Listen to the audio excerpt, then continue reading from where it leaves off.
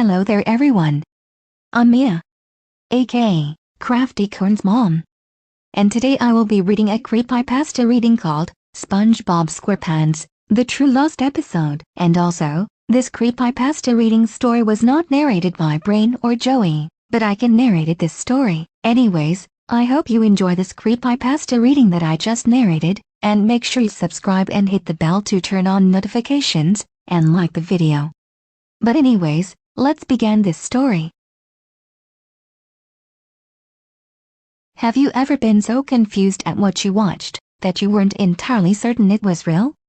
For context, this was around late 2010 to 2011 and I was around 9 when I saw this episode, so some details are a little hazy. From what I do remember though, there was a promotion for a supposed lost episode that was to be aired later that day.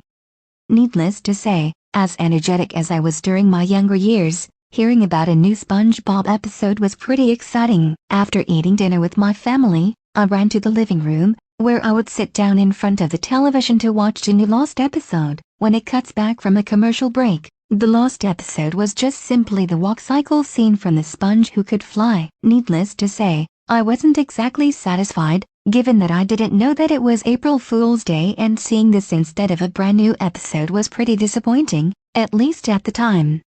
I wish that was the case. As I continued to watch the episode, SpongeBob was in the middle of one of the walk cycles when he just stopped, with all of the music used for the segment cutting out. I looked around to see if my brother accidentally hit the remote or something, but when I looked around, he wasn't there, but the remote was on the couch, resting on top of the armrest.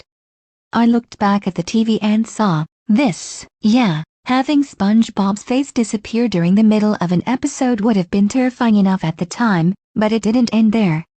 The audio for the original episode then began to play, until at a certain point, I think maybe a minute, I can't exactly recall, it began to stutter, and then devolve into a loud, blaring screech. The closest I can think of to what I heard is probably that console breaking sound.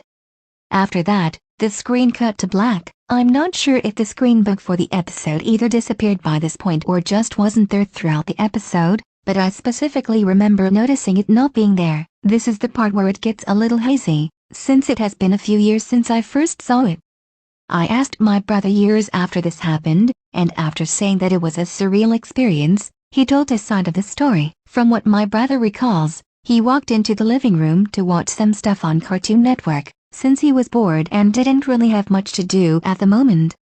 After walking into the living room, he spotted me right in front of the TV. Before he was about to tell me off for staring so close at the TV, the episode cut back to show a grayscale view of SpongeBob, Patrick, and Squidward's houses from a bird's eye view. Music started to play at this point, which was a slow, melancholic pace.